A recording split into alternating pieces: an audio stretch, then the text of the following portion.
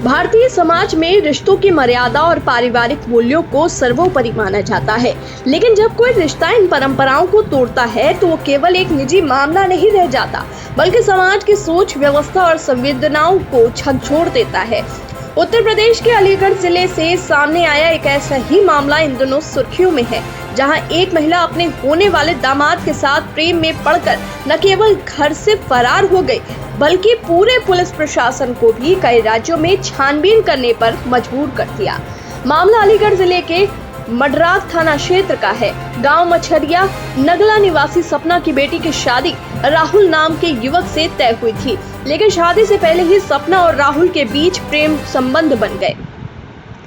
महिला ने बताया कि उसका पति शराब पीकर आए दिन उसके साथ मारपीट करता था, गालियां देता था और जब उसे राहुल से बातचीत की भनक लगी तो धमकी देने लगा कि वो उसे घर से निकाल देगा।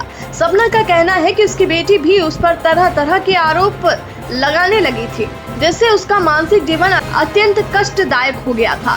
इसी वजह से उसने राहुल के साथ जीवन बिताने का निर्णय लिया। 6 अप्रैल को सपना अपने घर से कुछ नकदी और जेवरात लेकर अचानक गायब हो गई। राहुल भी उसी दिन से लापता था। परिजनों की शिकायत पर पुलिस ने दोनों की तलाशी शुरू की, लेकिन कोई सुराग नहीं मिला। इस बीच राहुल के परिवार और दोस्तों से पूछताछ के बाद ये पता चला कि दोनों कासगंज रेलवे स्टेशन तक देखे गए थे। पुष्टि सीसीटीवी फुटेज से भी हुई। पुलिस ने पहले उन्हें उत्तराखंड में तलाशा, लेकिन असल में दोनों बिहार होते हुए नेपाल पहुंच गए थे। राहुल ने बताया कि सपना अलीगढ़ से कासगंज आई थी, जहां से वो बस में सवार होकर बरेली पहुंचे और फिर मुजफ्फरपुर बिहार गए। वहां 2 दिन रहे और जब सोशल मीडिया पर उनके बारे में चर्चाएं देखने को मिली तो वो डर के मारे नेपाल चले गए। इसके बाद वापस भारत लौटे और दिल्ली होते हुए अलीगढ़ पहुंचे। मंगलवार को दोनों दादों थाना पहुंचे और पुलिस को पूरी जानकारी दी। पूछताछ में सपना ने स्पष्ट रूप से कहा कि वो अब मडरात थाने नहीं जाएगी और उसे वहां के पुलिसकर्मियों पर भरोसा नहीं है। उसने दादू थाने से मदद की अपील की है। पुलिस अब दोनों को मडरात थाना पुलिस के सुपुर्द करने की तैयारी कर रही है। वहीं मामले की गंभीरता को देखते हुए इगलास के सीओ महेश कुमार ने बताया कि राहुल ने सपना को एक मोबाइल फोन दिया था, जिससे वो बीते 3 महीनों से घंटों बात किया करते थे।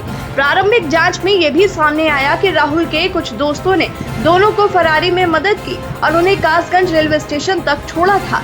इस प्रेम कहानी ने सामाजिक रिश्तों, विवाह संस्था और पारिवारिक संरचना पर कई सवाल खड़े कर दिए हैं। जहां एक और ये मामला एक महिला की आजादी और आत्मनिर्णय के अधिकार की बात करता है, वहीं दूसरी ओर ये पारिवारिक मूल्यों और सामाजिक मर्यादाओं को भी चुनौती देता है। अब देखना यह है कि कानून इस रिश्ते को किस दृष्टि से देखता है और समाज इसके प्रति कैसी प्रतिक्रिया देता है।